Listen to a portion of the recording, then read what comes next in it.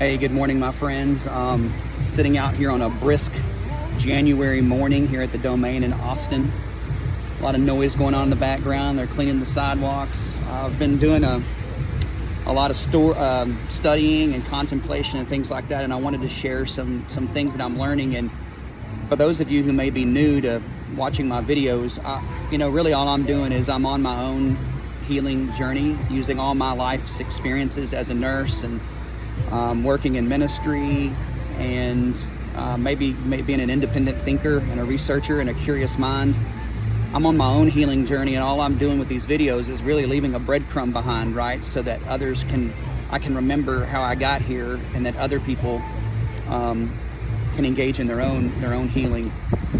I'm learning that there are many phases to healing, and most of us are stuck in the first or second phase. So if you watched my video a while back, I did a video about suffering, and right, suffering is the first stage, right? In suffering, we are powerless to change anything. We don't really have a strong sense of self, and the suffering is a result of, it's not necessarily the things that happen to us, but it's the story we tell about the things that happen to us, right? And then at the end of the, like, if you were raped, right, the rape is horrible. I'm not minimizing that, right? But it's the idea that you were bad, or you were somehow wrong, or you somehow deserve that. Like, that's the harmful message. And this is good news, right? Because we can't go back and redo what happened to you, but we can go back and see it from a different perspective. The older version of yourself can go back and look at what happened and tell a better story, instead of telling the story that you've been telling yourself for years, right? And it is, that is what's causing a lot of our suffering. In stage 2, when we begin to move out of stage 1, away from the suffering, we are beginning to form a little bit more of a sense of self, a sense of who we are. We're beginning to develop some power, but that power is not inside of us. That power is someone or something outside of us. One of the telltale characteristics that you're going to see with you or someone that's in the second phase is you begin to label everything as good or bad, a very dualistic way of thinking, right? I've got a bad back. I've got a horrible marriage. I've got a lousy boss, right? Everything is good or bad, and so it's just a mindset of this part of ourselves.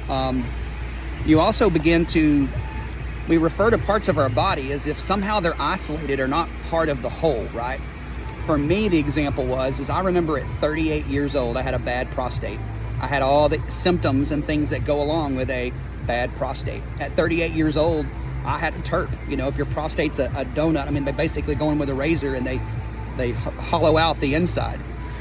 I had this idea that somehow my prostate was bad. I didn't yet have the mental, emotional faculties to see that this was a collective part of everything going on.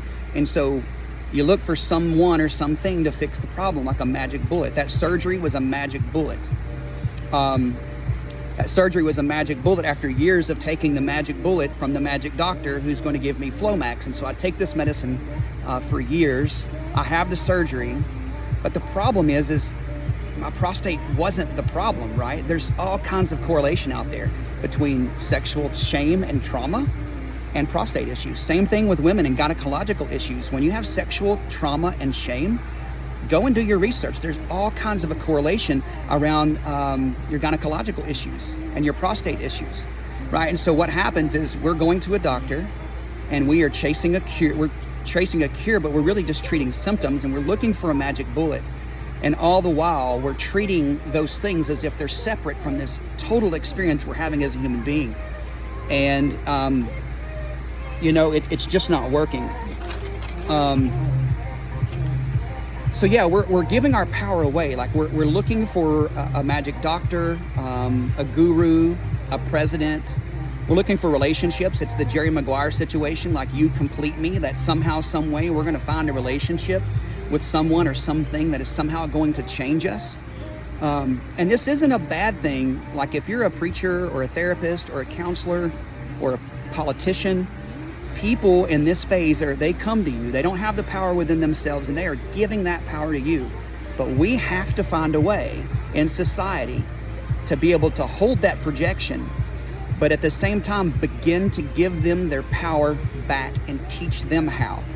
But we're not incentivized to do that, right? Because when people give you their power, it feeds your ego. If you haven't gone through these steps, then you're just going to hold on to that to feed your own ego, and it's just this vicious cycle. And it is at this phase that we are very susceptible to advertising. The idea that there's a pair of shoes or clothing that's somehow going to make you feel better about yourself. There is a plastic surgery that you can have that's somehow going to make you magically love who you are. There's a shampoo that you're going to use called Herbal Essence that's going to make you moan with sexual pleasure as you're washing your hair. And this is where drug companies really capitalize on this thing, on this phase of healing. We're stuck here, and they're benefiting from it.